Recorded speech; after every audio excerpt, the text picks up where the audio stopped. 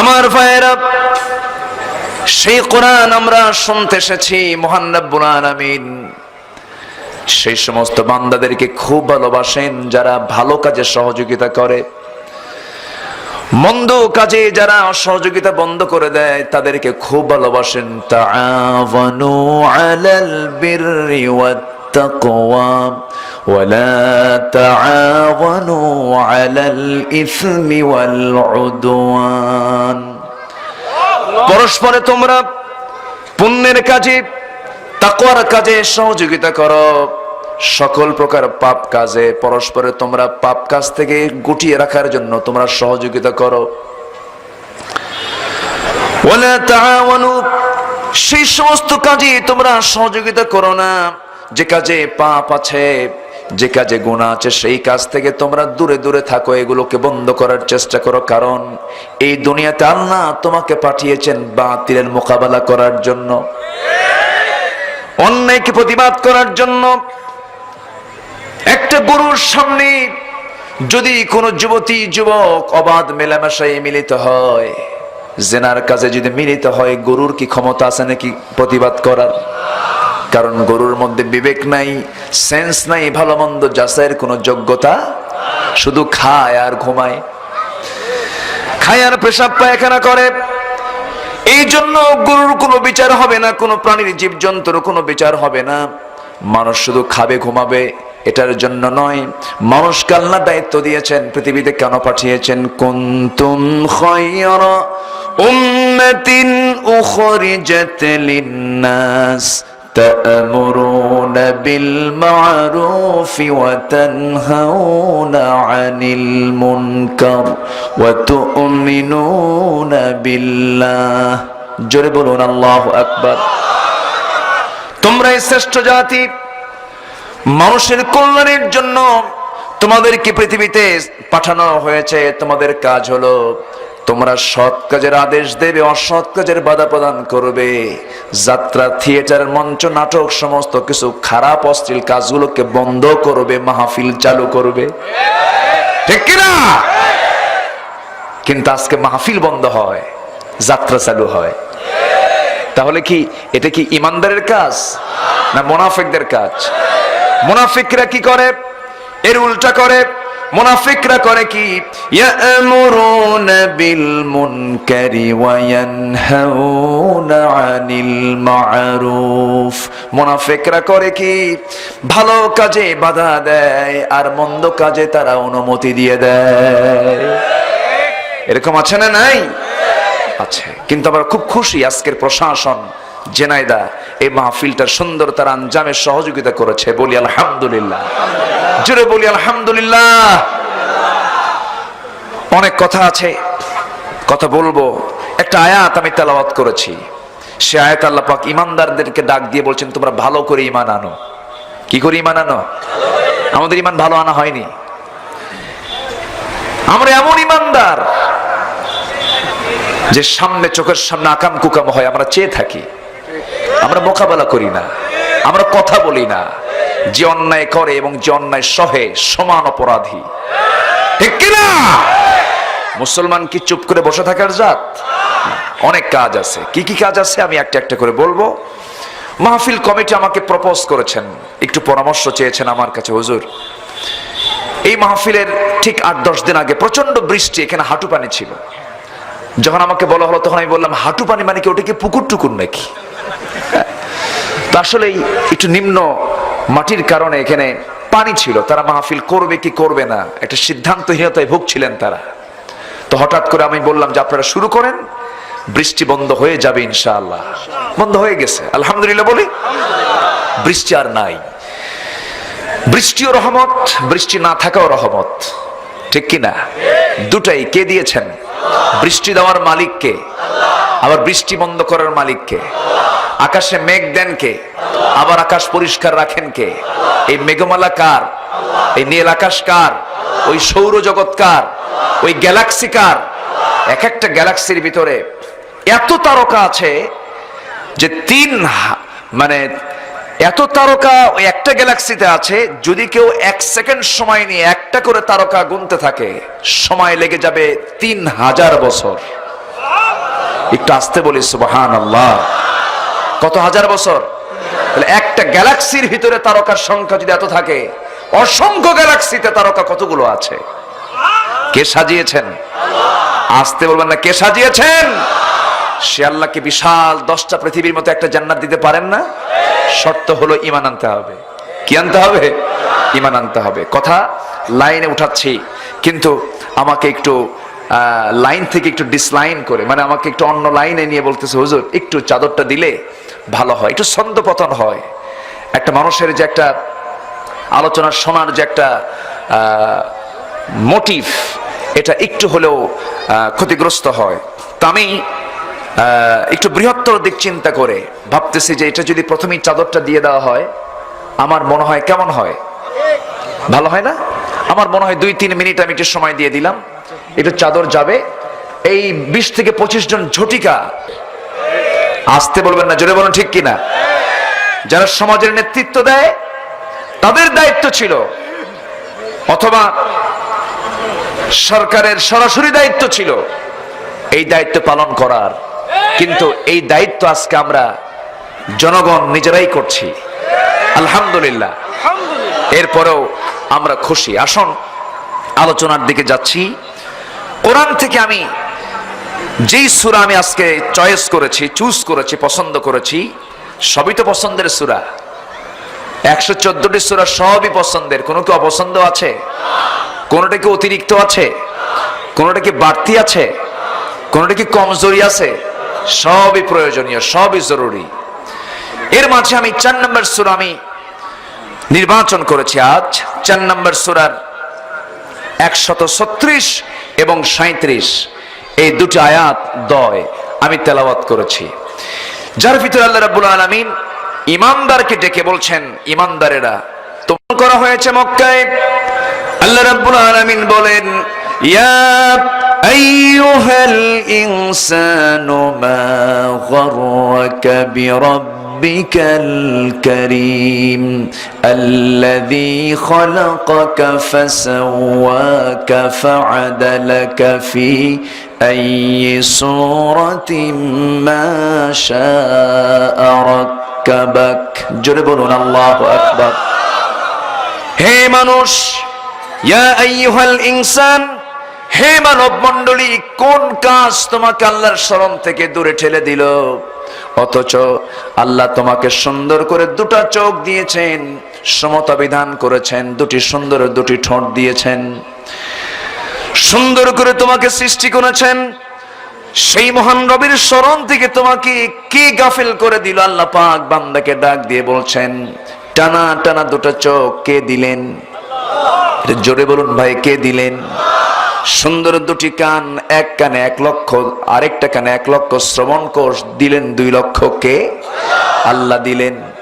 এই যে বিশাল বডি, এই বডির ভিতরে যত পার্টস পাতি আছে, যত মেশিন আছে, সব কার নির্দেশে চলে? আসতে বলবেন না, কার নির্দেশে? এই হার্ট, এই লাংস, এই কিডনি, এই যে গোটা বডির ভিতরে মূল্যবান মূল্যবান যত আল্লাহ পাক নিয়ামত গুলো রেখে দিয়েছেন, আল্লাহ বলছেন বান্দারে, ওয়াফি আনফুসিকুম আফালা তুবসিরুন, বান্দা নিজের দিকে তাকাও, তোমার কি চোখ নাই? তুমি কি দেখো না? এত সুন্দর করে তোমাকে বানায় দিলাম। আল্লাহ বান্দাকে প্রশ্ন করছেন, আল্লাহ বান্দাকে আরেক জায়গায় প্রশ্ন করছেন, ইয়া আইয়ুহান নাসু উবুদু রাব্বাকুমুল্লাযী খালাকাকুম ওয়াল্লাযীনা মিন ক্বাবলিকুম লাআল্লাকুম তাত্তাকুন। জোরে বলুন আল্লাহু আকবার। আরেক জায়গায় কাইফা শব্দ দিয়ে বলছেন, কাইফা তাকফুরুনা বিল্লাহি ওয়া কুনতুম আমওয়াতান ফাআহয়াকুম সুম্মা ইউমীতুকুম সুম্মা ইউহয়ীকুম সুম্মা ইলাইহি তুরজাউন। জোরে বলুন আল্লাহু আকবার। আমার কুফরি কেমন করে করো? তুমি তো অস্তিত্ব ছিলে, নিষ্প্রাণ ছিলে, তোমার কোন অস্তিত্ব বলতে কিছুই ছিল না। আমি তোমাকে সবাইকে নির্গত এক ফোঁটা নাপাক শুক্রাণু থেকে সক্রিয় করেছি। এক ফোঁটা শুক্রাণুর ভিতরে, এক ফোঁটা নাপাক পানির ভিতরে 25 থেকে 30 লক্ষ শুক্রাণু থেকে যায়, সবগুলোকে নিষ্ক্রিয় করে দিয়েছি। মাত্র একটাকে সক্রিয় করে আমার পেটের মধ্যে ঝুলায় রেখেছি। তিলে তিলে বড় করেছি, জমাট রক্ত করেছি, গোশতের টুকরা করেছি, আজমা করেছি, লাহমা করেছি। এত সুন্দর করে বানায়া তোমাকে মার পেটের মধ্যে খাবার দিয়া, গোশত বানায়া, দেহ বানায়া, সবকিছু প্রস্তুত করে এই দুনিয়াতে আমার গোলামি করার জন্য পাঠায়া দিয়েছি। জোরে বলি সুবহানাল্লাহ। সব দিলেন কে? সবকে দিলেন আল্লাহ দিলেন। সেই আল্লাহ বলছেন, বান্দারে শোনো, আমি তোমাকে এত কিছু দিলাম, কোন চাহিদা আমার পক্ষ থেকে অপূর্ণ রাখলাম না, সব পূরণ করে দিলাম। বান্দা, তোমার দায়িত্ব হলো কি? তোমার দায়িত্ব একটাই, এই দুনিয়ার 60-70 বছরের জিন্দেগি যে তুমি পাবে, এই জিন্দেগির প্রত্যেকটি কাজ কর্মে তুমি বান্দা আমাকে স্মরণ করবে। জোরে বলি সুবহানাল্লাহ। কাকে স্মরণ করবে? আল্লাহকে স্মরণ করবে। আল্লাহকে স্মরণ করতে হবে তোমার, আল্লাহকে মেনে নিতে হবে তোমার। মেনে নেওয়াটাই হচ্ছে ঈমান। কিন্তু কিছু কিছু বান্দা আল্লাহকে সব জায়গায় মানতে চায় না। নামাজে সেজদা দেয়, রুকুতে সে চলে যায়, চোখের পানি ফেলে ফেলে কান্দে, সবে কদর আসলে পরে সারা রাত জেগে থাকে, ঈদের দিন হলে পরে 2 রাকাত ওয়াজিব নামাজ আদায়ের জন্য মসজিদে মাঠে চলে যায়, শুক্রবার আসলে পরে জুমার নামাজে চলে যায়, দান সদকা সব কিছু করে।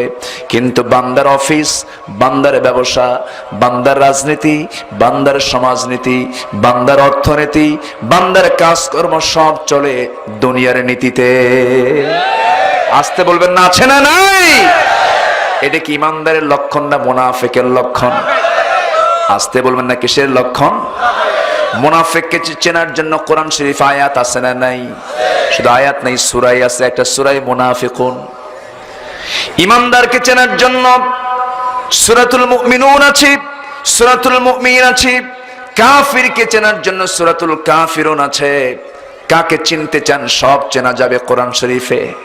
কে ফেরাউন, কে নবীর ভূমিকায় আছে তাও জানা যায় কোরআন পড়লে পরে। আমার দেশে ফেরাউনের ভূমিকায় আছে এমন লোক আছে না নাই? আসতে বলবেন না, আছে না নাই?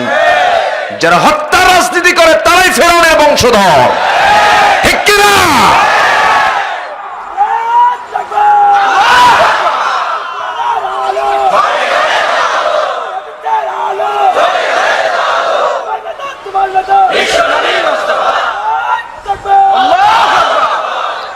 আমার ভাইরা, একটু কান লাগান, মনোযোগ দিয়ে শোনার চেষ্টা করুন। শহর অঞ্চলের মাহফিল আজকে একটু মজা বেশি পাওয়া যাবে, বলি আলহামদুলিল্লাহ।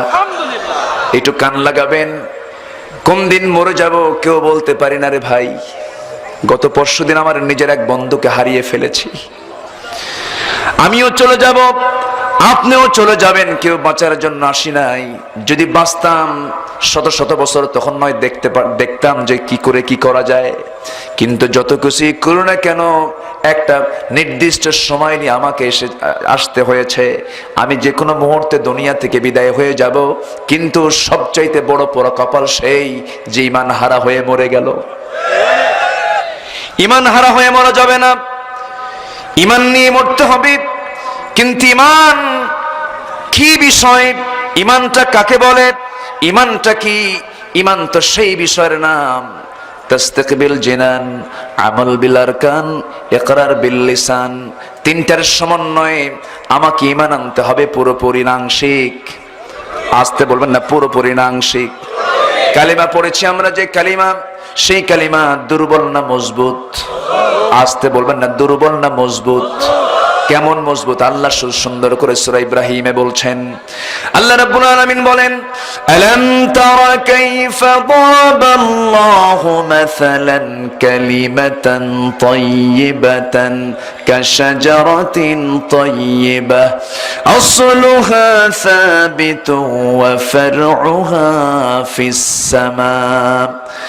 কালিমা তাইয়িবা হলো মজবুত একটি বৃক্ষের মতো, যা দিয়ে খেজুর বৃক্ষকে বোঝানো হয়েছে ঝড় ঝাপটা যা আসে আসুক সব গাছ উপড়ে যায়, ডাল ভেঙে যায়, খেজুরের ডাল পালা সব ঠিক থেকে এক পায়ে এসে দাঁড়িয়ে থাকে। ঈমান যদি এনে থাকি, কালিমা যদি পড়ে থাকি, সেই কালেমার স্বীকৃতি যদি দিয়ে থাকি, পৃথিবীর কোন অপশক্তি আমাকে চলাতে পারবে না, পৃথিবীর কোন বাতিল শক্তি আমাকে কখনো দাবিয়ে দিতে পারবে না, কারণ আমি এক পায়ে দাঁড়িয়ে থাকবো কার পথে? আসতে বলবেন না, কার পথে? মুনাফিক হওয়া যাবে? মুনাফিক আমার দেশে কম না বেশি? মুসলমান কম না বেশি? আবার মুসলমানও বেশি, মুনাফিকও বেশি। কেমন হলো কথা? মুসলমান তো মুনাফিক হবে না, আবার মুনাফিক কখনো প্রকৃত মুসলমান হবে না। যে কোনো একটা লাইন ধরতে হবে, একটা লাইন আমরা ধরবো, সেটা লাইন হচ্ছে, সেই লাইনের নাম হলো আল্লাহর দেওয়া নাম ইহদিনাস সিরাতাল মুস্তাকিম। সবাই বলুন ইহদিনাস সিরাতাল মুস্তাকিম সিরাতাল্লাযীনা আন'আমতা আলাইহিম গায়রিল মাগদুবি আলাইহিম ওয়ালাদ-দাল্লিন। এরপরে আরো জোরে এই লাইনে থাকতে হবে এবং টিকে থাকতে হবে শেষ নিঃশ্বাস থাকা পর্যন্ত। আমি মরে যাচ্ছি, আমার শেষ নিঃশ্বাসটা থাকতে হবে ঈমানের উপরে। এই জন্য হেদায়েতের মালিকটা কে? আসতে বলবেন না, কে? হেদায়েত কে দেন? আল্লাহ দিয়ে দেন। এই জন্য হেদায়েত চাইবো আমরা কার কাছে? আল্লাহর কাছে চাইতে হবে। ঈমান আনলাম কিন্তু টিকতে পারলাম না, তা হবে না। আমার নবীর জীবনের শেষ সময়ে 18টা দাড়ি পেকেছিল, 19টা দাড়ি পেকেছিল। যখন পাকা চুলগুলো দেখলেন, সাহাবায়ে কেরাম জিজ্ঞাসা করলেন, ইয়া রাসূলুল্লাহ, আপনার দাড়িগুলো পাকলো, আপনি তো বুড়ো হয়ে গেলেন। আমার নবী কাঁদা কাঁদা কণ্ঠে বলছেন, সাহাবীরা রে, কোরআন শরীফের একটা আয়াতের অংশ আমাকে বুড়ো করে দিয়েছে, সেটা হলো ফাস্তাকিম কামা উমিরতা, আপনি তার উপরে অটল থাকুন যার উপরে আপনাকে অর্ডার দেওয়া হয়েছে, অর্থাৎ ঈমান নিয়ে আপনি টিকে থাকুন। যখন আল্লাহু আকবার। ঈমান আনা সহজ, কিন্তু টিকে থাকা কঠিন। ঝড় আসবে, অনেক ঝাপটা আসবে, হুমকি ধামকি আসবে, জেল জুলুম আসবে, দেশ ত্যাগের হুমকি আসবে, হত্যার হুমকি আসবে। সব কিছুকে মাথা পেতে নিয়ে সকল কিছু মারিয়ে বাতিল শক্তির মোকাবেলা করতে হবে মুসলমান। সম্মানিত ভাইয়েরা, ঈমান এনেছি, ঈমানটা ভালো করে আনার হুকুম দিচ্ছেন কে? আসতে বলবেন না, কে? আল্লাহ পাক বলছেন। আমার ভাইয়েরা, জিহাদের ময়দানে সাহাবায়ে কেরাম যুদ্ধ করছিলেন। এর মধ্যে কোন একজন আল্লাহর বান্দা যুদ্ধে শামিল হয়েছে, চরম যুদ্ধ করতেছিল। আমার রাসূল বলেন, সাহাবীরা, তোমরা এই বান্দাকে দেখতে পাচ্ছ, এই বান্দাটা শেষ জীবনে বেঈমান হয়ে মরবে, ঈমান তার থাকবে না, এই বান্দাটা জাহান্নামী হবে। এই কথা জানার সঙ্গে সঙ্গে সাহাবায়ে কেরাম বললেন, ইয়া রাসূলুল্লাহ, এ কেমন কথা বললেন হুজুর আমাদেরকে?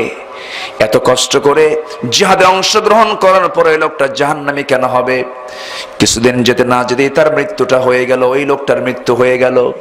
নবীজি আমার শুনতে পারলেন, শুনে বললেন, সাহাবীরা শোনো, দেখো তো ওই লোকটা বেঁচে আছে নাকি না বেঁচে নাই, কি হয়েছিল? ইয়া রাসূলুল্লাহ, শেষ জীবনে সে রোগাক্রান্ত হয়ে পড়ে, সহ্য করতে না পেরে স্বেচ্ছায় নিজের পেটে চাকু ঢুকায় দিয়া, আরেকটা রাওয়ায়াতে সে গলার মধ্যে ছুরিকাঘাত করে সে আত্মহত্যা করে দুনিয়া থেকে বিদায় হয়ে গেছে। জোরে বলি নাউযুবিল্লাহ। তাহলে অবশ্যই টিকে থাকার দরকার আছে না নাই? আসতে বলবেন না, আছে না নাই? আমার ভাইয়েরা, হেদায়েত কিন্তু কোন বান্দা পায় না কার সাহায্য ছাড়া। আসতে বলবেন না, কার সাহায্য ছাড়া? আপনি যতই চেষ্টা করুন পারবেন না, কারণ ইয়াহদিয়াল্লাহু মাই ইয়াশা, আল্লাহ যাকে চান তাকে হেদায়েত দিয়ে দেন। ইন্নাকা লান তাহদিনি মান আহবাবতা, হে রাসূল, আপনি যাকে ভালোবাসবেন আপনি তাকে হেদায়েত দিতে পারবেন না, কারণ আপনি হেদায়েতের মালিক নন। তাই যদি পারতেন আমার নবীর পৃথিবীর সবচেয়ে কাছের মানুষ, যার কাছে ব্যবসা শিখেছেন, যার কাছে ভাষা শিখেছেন, যার পরামর্শে বিয়ে করেছেন, সেই আবু তালেব অবশ্যই ইসলাম গ্রহণ করতে পারতেন। দিন গ্রহণ করতে পারেন নাই, ঈমান আনতে পারেন নাই, হেদায়েত তিনি পান নাই। এই জন্য হেদায়েতের জন্য চাইবো আমরা কার কাছে? আসতে বলবেন না, কার কাছে? আল্লাহর কাছে। আবু তালেব যখন মারা যাবেন, আমার নবীর টেনশন দূর হয় না। আমার নবীর সবচেয়ে বড় পেরেশানি সেই দিন ছিল যেদিন আবু তালেব বিছানায় কাতরাচ্ছেন। মাত্র 8 বছর বয়স থেকে নিয়ে জীবনের শেষ নবুয়তি জিন্দেগির চূড়ান্ত লেভেল পর্যন্ত আবু তালেব আমার নবীর পাশে প্রাচীর হয়ে দাঁড়িয়েছিল বাতিলদের মোকাবেলা করার জন্য।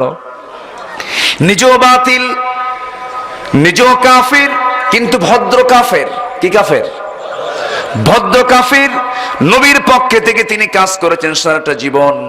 আবু জেহেল এসে মাঝে মাঝে বলতো, ওরে আবু তালেব, তুই আমার দল করিস, মুহাম্মদের পক্ষে কেন যাস? আবু তালেব বলে, কি জানি, আমি বুঝতেই পারি না, দল যদিও তোমার করি, কিন্তু মুহাম্মদকে আমার দারুণ ভালো লাগে। এমন লোক এখনো আছে না নাই? অন্য বিভিন্ন দলের লোকগুলো আমাদেরকে দেখে সালাম দেয়, অনেকে আছে এমন ধরনের সালাম দেয়, হুজুর খুব ভালো লাগে দল যেটাই করে না কেন। এরকম আছে না নাই? আমার ভাইয়েরা, শুধু ভালো লাগলেই হবে না, ভালোবাসতে হবে, বিশ্বাস করতে হবে। ভালো লাগার ভালোবাসা দিয়ে জান্নাত পাওয়া যাবে না, ঈমান আনতে হবে শর্ত। কে বলেছেন? আসতে বলবেন না, কে বলেছেন? আল্লাহ বলেছেন। আবু তালেব মারা যাবেন, নবীজি কখনো জোরপূর্বক তাকে কখনো প্রেসার দিয়ে বলেন নাই, চাচা ইসলাম কবুল করুন, কারণ ইসলাম গ্রহণ করবে জোর করে না, ইচ্ছা করে। বলেন বলেন বলেন বলেন, স্বেচ্ছায় ইসলাম কবুল করবে, জোর করাবে না। কিন্তু আমাদের দেশে কোন হিন্দু ভাইকে আমরা জোরপূর্বক কোনো কিছু বলি না, কারণ অন্য ধর্মের লোককে আমরা কোনো কিছু বলি না, কারণ লা ইকরাহা ফিদ্দিন। কিন্তু জঘন্যমূলক কিছু কিছু দৃশ্য আমরা দেখতে পাই ভারতে, জোর করে। আছে না নাই? আসতে বলবেন না, আছে না নাই? আছে। আমার ভাইয়েরা, ইসলামে একমাত্র অন্য কোন ধর্মের প্রতি হামলা করতে মানা করে দিয়েছে, অন্য কোন ধর্মকে কটাক্ষ করতে মানা করে দিয়েছে। যে যার ধর্ম পালন করবে, আল্লাহ রাব্বুল আলামিন সুন্দর করে বলছেন, লা ইকরাহা ফিদ্দিন ক্বাদ তাবায়্যানার রুশদু মিনাল গাই ফামান ইয়াকফুর بالطاغوت ويؤمن بالله فقد استمسك بالعروة الوثقى لا انفصام لها। জোরে বলুন আল্লাহু আকবার। আগে কিন্তু ঈমান আনা নয়, আগে কাফের হতে হবে। আগে কি হতে হবে? হয়তো আমি বলবেন, হুজুর আপনি কি করেন এটা? আগে কাফের হতে হবে। ঈমান আনতে আগে এই আয়াতে বলেন না, আগে কাফের হতে বলেছেন। কি হতে বলেছেন? এই আয়াতে আগে কাফির হতে হবে। আল্লাহ রাব্বুল আলামিন বলছেন, ফামান ইয়াকফুর বিত্তাগুতি ওয়া ইউমিন বিল্লাহ। যে ব্যক্তি তাগুতের কাফের হয়ে যাবে এবং ঈমান আনবে কার উপরে? আসতে বলবেন না, কার উপরে? তাগুতের কাফের হতে হবে, তাগুতকে স্বীকার করা যাবে। তাগুত আমার দেশে আছে না নাই? আসতে বলবেন না, আছে না নাই? তাগুত মানে যে নিজে কোরআন শোনে না, অন্য কাউকে শুনতে দেয় না, ওটাই তাগুত। যে নিজে ইসলাম মানে না, অন্য কাউকে ইসলাম মানতে দেয় না, যে নিজে পর্দা করে না, অপরজনকে পর্দা করতে দেয় না, এরা হচ্ছে তাগুত। এরা কি?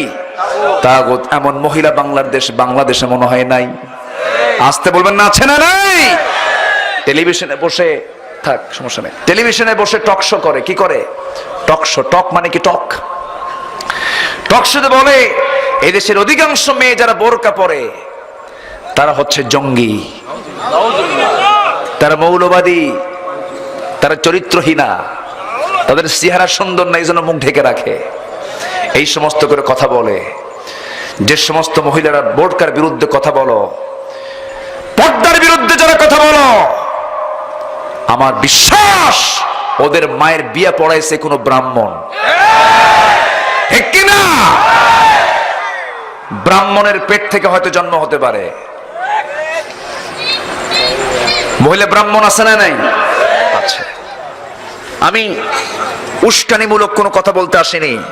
আমরা একটু হকের কথা বললেই বলে উস্কানি। কি যে মুশকিল বুঝলেন, নাশকতা।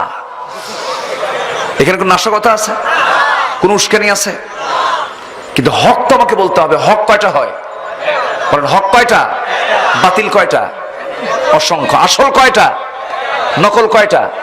অসংখ্য। নকল অসংখ্য, আসল একটা। দিন ধর্ম একটাই, হক। তার নাম কি?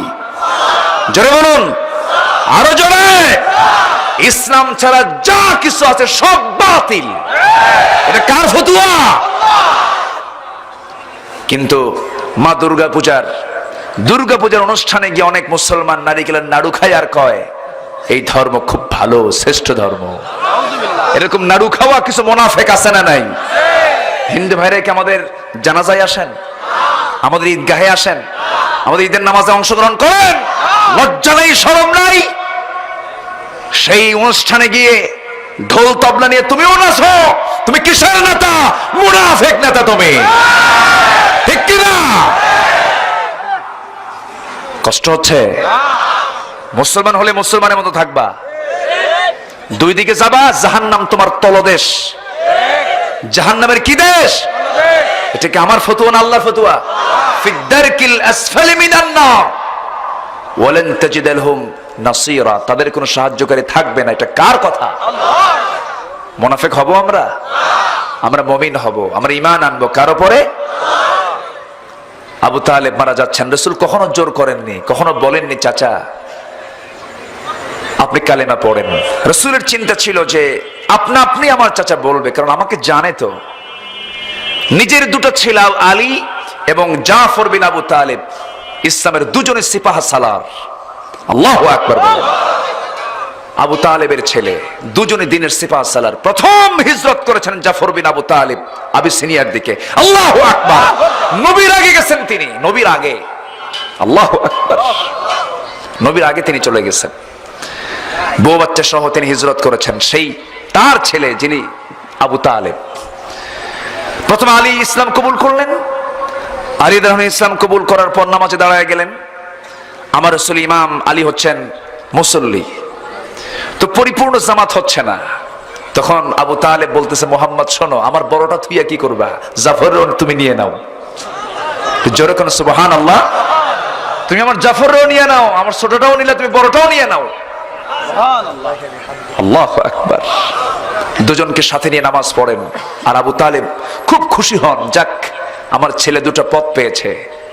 কিন্তু আবু তালেবকে রাসূল বলার সাহসও পান না এবং জোরও করেন না। না চাচা সব বুঝেন, দেখা যাক, আমি অপেক্ষার প্রহর গুনি। কিন্তু হলোই না। শেষ তক অন্তিম সময়ে এসে হঠাৎ অসুস্থ হয়ে বিছানায় কাতরাচ্ছেন। আমার নবীজি বললেন, চাচা আমার একটু দায়িত্ব মনে হয়ে গেল, আপনি কি একটু কালিমাটা পড়বেন? আবু তালেব চোখ বন্ধ করে ভাবতেছেন। বুখারী শরীফের হাদিস, কিন্তু কোনো বানানো কথা না। চোখ বন্ধ করে আবু তালিব চিন্তায় পড়ে গেলেন, কি করা যায়। আমার নবীজি বারবার তাকে বুঝাচ্ছেন, বলতেছেন নবীজির বরকতি হাত। নবীজি যখন কারোর সঙ্গে করমর্দন করতেন, সাহাবীরা বলতেন নবীজির হাতটা যেন রেশমের কাপড়ের মতো নরম দেখা যেত। সুবহানাল্লাহ। তার হাতটা রেশমের কাপড়ের মতো তুলতুলে নরম ছিল, খুব সফট ছিল। আমার নবীজি কিন্তু আবার সাহসীও ছিলেন, সাহসী বীরও ছিলেন। নবীজির হাতে তরবারে যখন কাফেররা দেখতো, সহজে কাছে আসার সাহস পেত না। যেরকম আল্লাহু আকবার।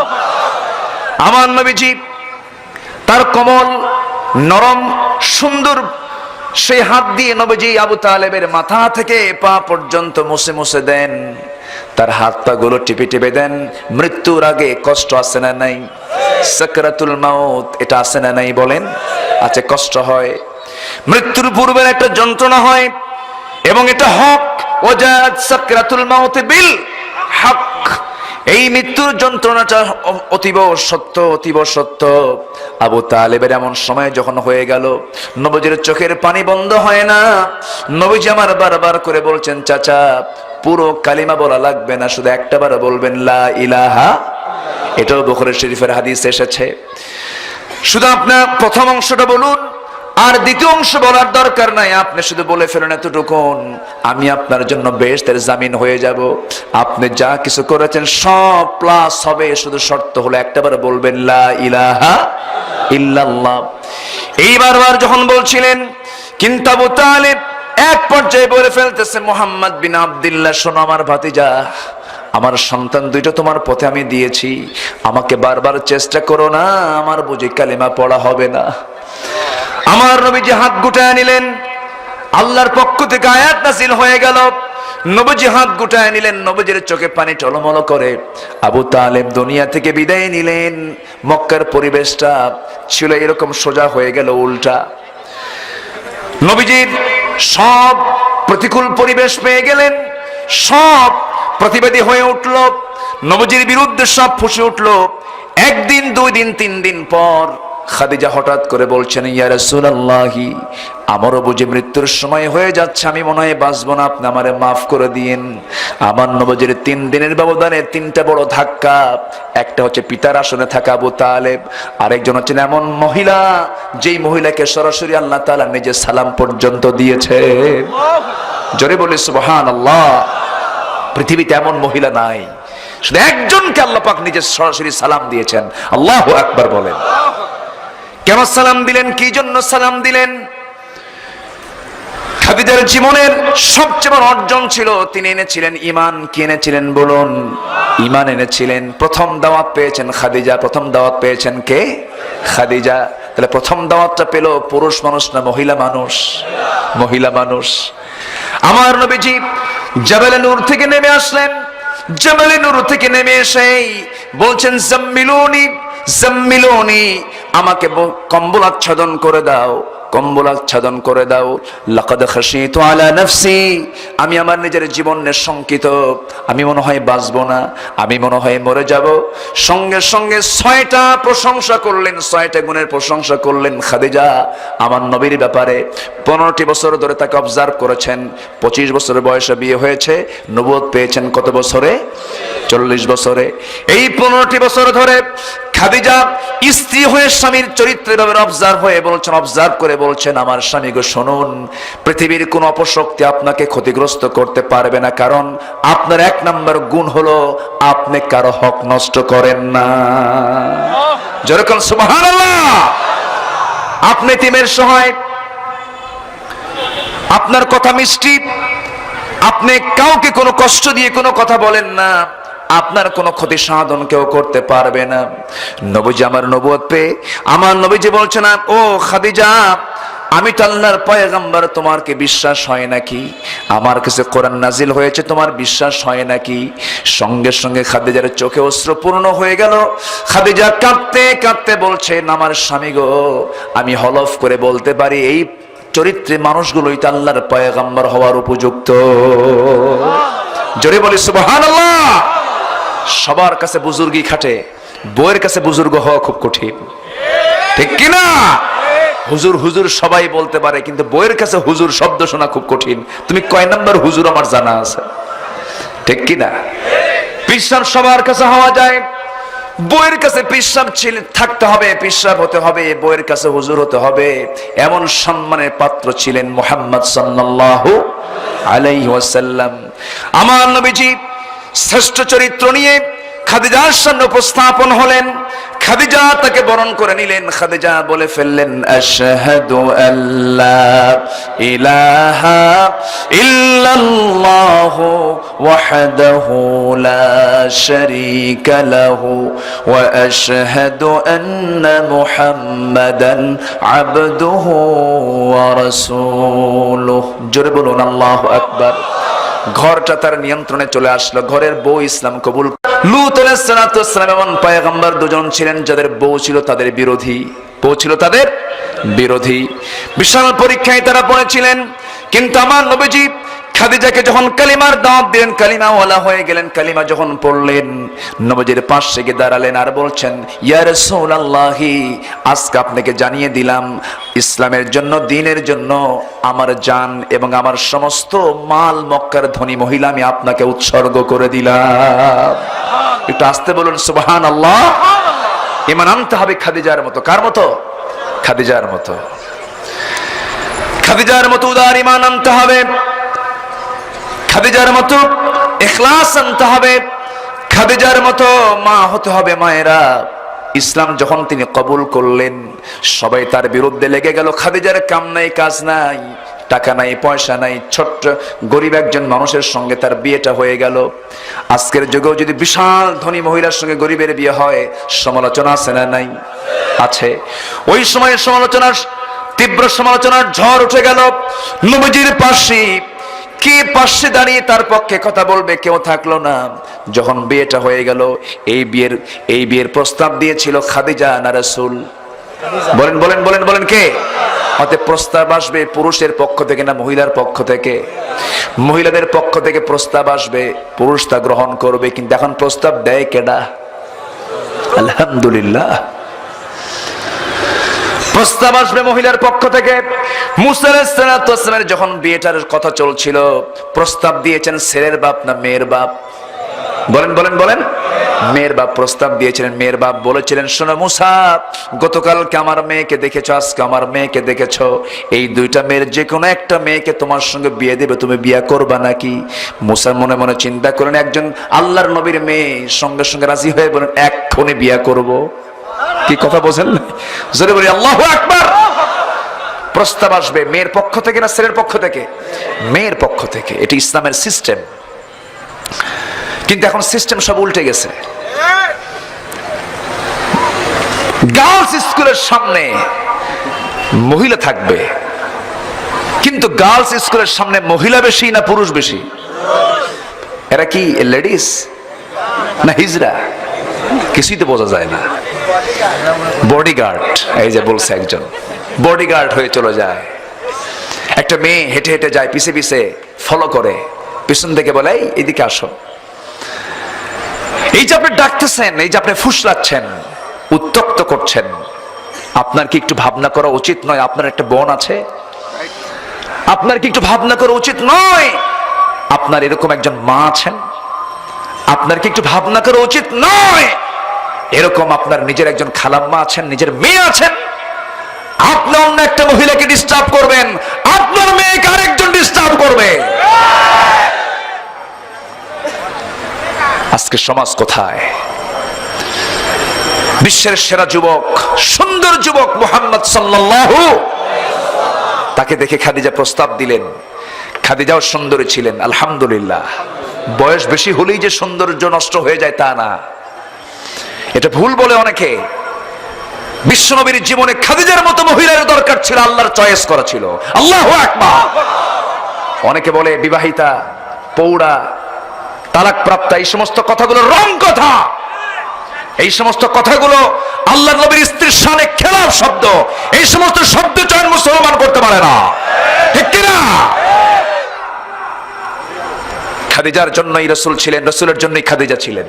আল্লাহু আকবার। খাদিজা এমন একজন নারী ছিলেন যাকে আল্লাহ পাক সৃষ্টি করেছেন বিশ্বনবীর স্ত্রী হওয়ার জন্য। আল্লাহু আকবার। অথচ তাকে নিয়ে অনেক কথা বলা হয়। একজন মহিলা তালাক প্রাপ্ত হলে তিনি কি চরিত্রহীনা হয়ে যান? তিনি কি সতীত্বহারা হয়ে যান? না। বহু চরিত্রহীনা নারী আছে যাদের চরিত্র প্রকাশিত নয়, কিন্তু চরিত্রহীনা নাম্বার 1 আছে না নাই? সম্মানিত ভাইয়েরা, খাদিজা রাদিয়াল্লাহু তাআলা আনহা তাকে প্রস্তাব করলেন। বৈধ প্রস্তাব না অবৈধ প্রস্তাব? বলুন, বৈধ না অবৈধ? অবৈধ প্রস্তাব তিনি করেননি, করেছেন সম্পূর্ণ টোটালি বৈধ প্রস্তাব। একজন দাসীকে দিয়ে প্রস্তাব দিলেন।